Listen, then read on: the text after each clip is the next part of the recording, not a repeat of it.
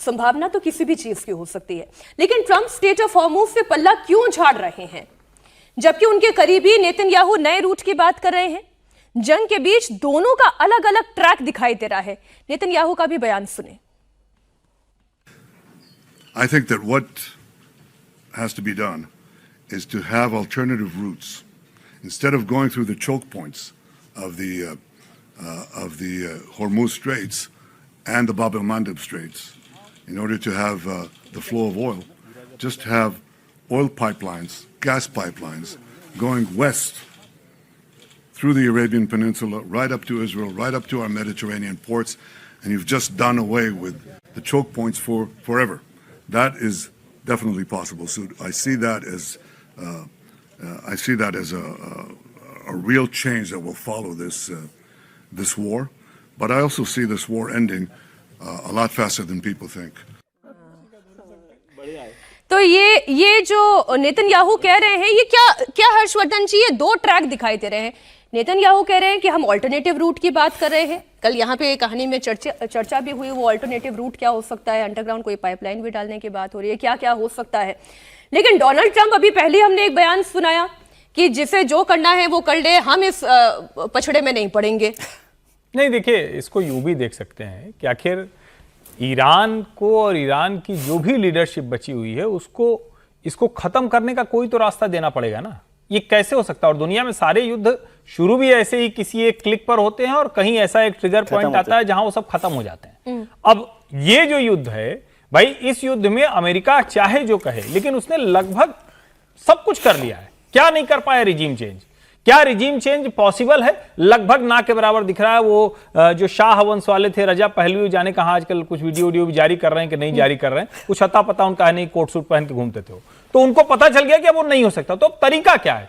Iran को अगर इजाजत दे रहा है तो ईरान को बेवजह अमेरिका ताकतवर थोड़ी ना बनाएगा। अगर 30 दिनों में वो ठीक ठाक सा जो कहते हैं अपना तेल का कारोबार कर लेता है तो फिर तो वो ताकतवर हो जाएगा। उसके बाद फिर डॉलर आ जाएगा, जिस करेंसी में चाहेगा लोग इस वक्त उसमें उसको कन्वर्ट करके देंगे।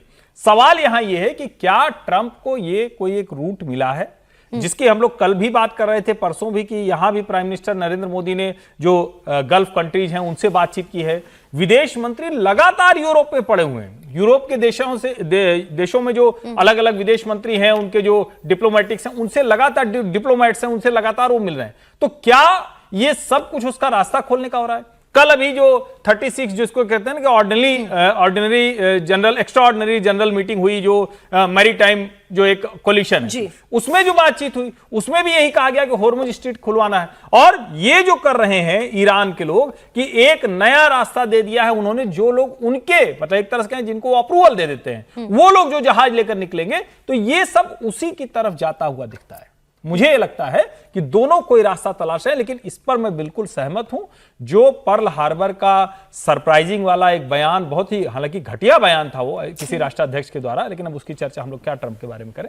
वो जो किया और जिस तरह से उनका मन मिजाज है, कोई भी अप्रत्याशित फैसला ट्रंप ले सकते हैं अगर फिर भी युद्ध नहीं रुका तो। क्योंकि अब उनका जो था वो पूरा अब उनके ट्रेड को नुकसान पहुंचा रहा है। अब जिसको जिसको जो लेना हो, वैसे ही अभी युद्ध रुक जाए तो अमेरिका से और अच्छे फाइटर, और अच्छे मिसाइल, और अच्छे ड्रोन, वो सब कुछ गल्फ कंट्री जो दूसरे देश खरीदना शुरू कर देंगे। अमेरिका का काम पूरा हो चुका है। तो मुझे लगता है अब नेक्स्ट लेवल की तरफ जाए कि जहां युद्ध समाप्त होने की ओर। लेकिन जंगी बेड़े आगे भी तो बढ़ रहे हैं। मैं एक बस इसमें छोटी सी बात ऐड कर लूं, लेकिन ये फिर ट्रंप ये तमाम जंगी बेड़े जो हैं, यूएसएफ टॉम हॉक, 2-3 और है, ये फिर आगे क्यों भेज रहे हैं? और ये पता चल रहा है कि हर जंगी बेड़े में 2500 उनके सैनिक सवार हैं।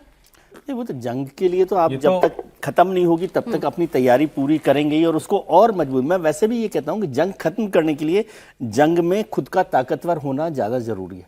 यदि आप कमजोर होंगे तो वो जंग कभी खत्म ही नहीं होगी, जंग को खत्म करेंगे। लेकिन मैं दूसरा कंट्राडिक्शन आपको कह रहा हूं कि ट्रंप साहब तो वही लोग हैं जिन्होंने रूस और यूक्रेन के बीच जब जंग शुरू हुई तो रूस जिनको तेल बेच रहा था उन पर भी टैरिफ लगा दिया, ब्लड मनी कहा।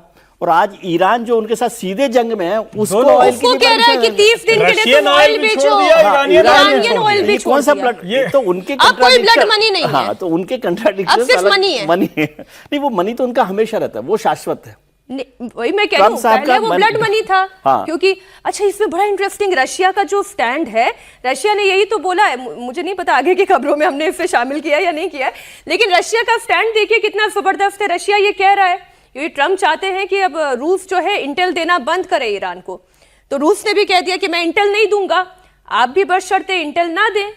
ठीक ठीक समीर जी, बशर्ते ईरान को, बशर्ते यूक्रेन को ट्रम्प इंटेल ना दे। ब्लड मनी था, बिल्कुल। अभी एक तो ब्लड मनी दोनों तरफ है फिर।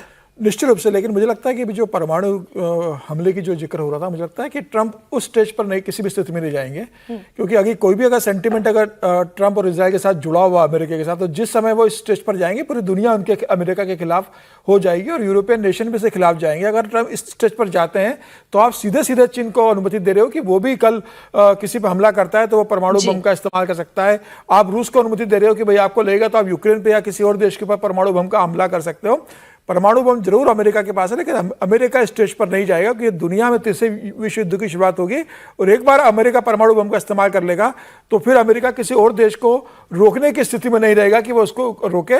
और मुझे लगता है ये चीन और रूस के लिए मुझे लगता है अनुमति के रूप में होगा। सर, अमेरिका वैसे भी रूस को रोकने की स्टेज पे कहाँ था? कौन सा? चीन को कौन सा उसने रोक लिया? लेकिन आज परमाणु, भारत को कौन सा 3 साल रोक बाद भी क्या रशिया ने परमाणु बम इस्तेमाल किया यूक्रेन के खिलाफ? किसी के खिलाफ कभी नहीं करेंगे ना। ये स्टेज अगर आप करोगे तो आप उनको अनुमति दे रहे हो कि आप परमाणु बम का इस्तेमाल कर सकते हो।